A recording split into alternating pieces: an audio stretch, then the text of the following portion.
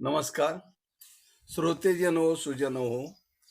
आपण मनुष्य म्हणजे मनुष्य देहाला जन्माला आल्याच्या नंतर आपलं आद्य कर्तव्य काय आहे, आपण कोण आहोत आणि खरोखर मनुष्य जन्माला येण्याचं किंवा ईश्वराने आपल्याला पाठवण्याचं काय मकसद आहे, काय कारण आहे, हे ओळखून माणसाने सर्व चाललं पाहिजे.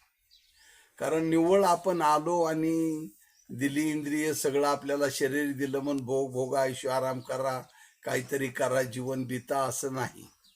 तर जीवन बितण्यासाठी एक आपल्याला संस्कृती लावून दिलेली आहे.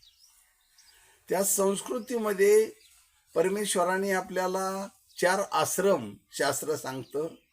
ब्रह्मचर्य, ग्रस्त आश्रम, वानप्रस्थ आणि संन्यास असे 4 आश्रम आहेत. त्याप्रमाणे माणसांनी आपल्या जीवनामध्ये 4 आश्रमाचं इति कर्तव्य पार पाडलं पाहिजे आणि तसं जर चाललं तरच माणूस समाधानी होतो. आता याचं 4 आश्रम कसे कसे पार पाडायचे? निव्वळ हेकाडपिस ब्रह्मचर्यही नाही, निव्वळ ग्रहस्थ आश्रमी राहून काहीच आठवण असंही नाही. वानप्रस्थ काय, संन्यास काय, नेमका आश्रम हे काय सांगताय त्याचा आपण विचार समजून घेतला पाहिजे.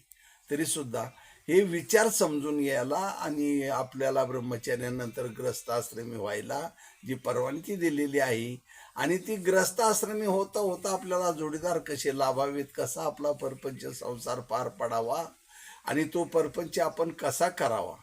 परपंच ज्याला करता येत नाही त्याला परमार्थ करताच येत नाही. ज्याचा अरत्र धड नाही त्याचं परत्र पुष्य काय अशी अवस्था होती.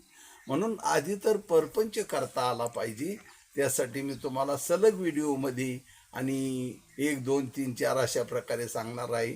तरी आपण सिरियल जुळवून घ्या. नमस्कार.